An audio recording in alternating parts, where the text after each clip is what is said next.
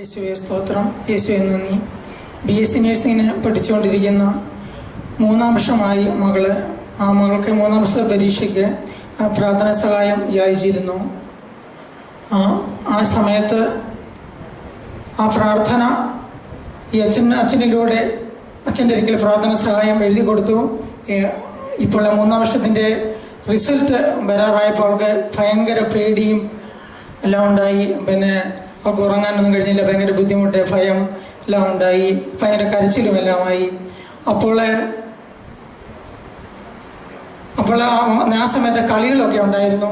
ആ കളിയുടെ സമയത്ത് അവൾ കൂടിയില്ല. ഞാൻ തോറ്റു പോവും, എനിക്ക് പേടിയാ, അതുകൊണ്ട് ഞാൻ കളിക്കൊന്നും കൊടുന്നില്ല, തോൽവി വരുന്ന കാണാം, ഞാൻ കുത്തിയെ കരയേണ്ടി വരും എന്നെല്ലാം പറഞ്ഞ് അവൾ ഭയങ്കര കരച്ചിലും വെള്ളമൊക്കെ ആയിരുന്നു.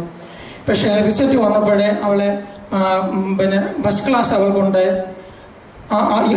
ഞങ്ങൾക്ക് വേണ്ടി, അവളുടെ കുടുംബത്തിന് വേണ്ടി എല്ലാ അനുഗ്രഹങ്ങളും ഈ ഭവനത്തിൽ നിന്ന് പ്രാർത്ഥിച്ച് ഒരു ഭവനമല്ല എനിക്ക് തന്നു.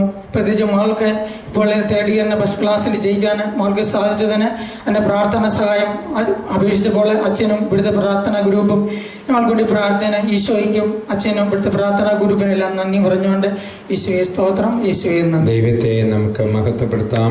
ദൈവാനുഗ്രഹത്താൽ നിറഞ്ഞ വിശ്വസിക്കേറിയവൻ എപ്പോഴും ദൈവത്തിൽ ആശ്രമിക്കുന്ന സ്വന്തമായ ഒരു ഭവനം പണിയാൻ കയ്യിലൊന്നുമില്ല, എങ്കിലും ഉണ്ടായിരുന്നു വിശ്വാസം. ആ വിശ്വാസത്തോടുകൂടി പ്രാർത്ഥിച്ചു.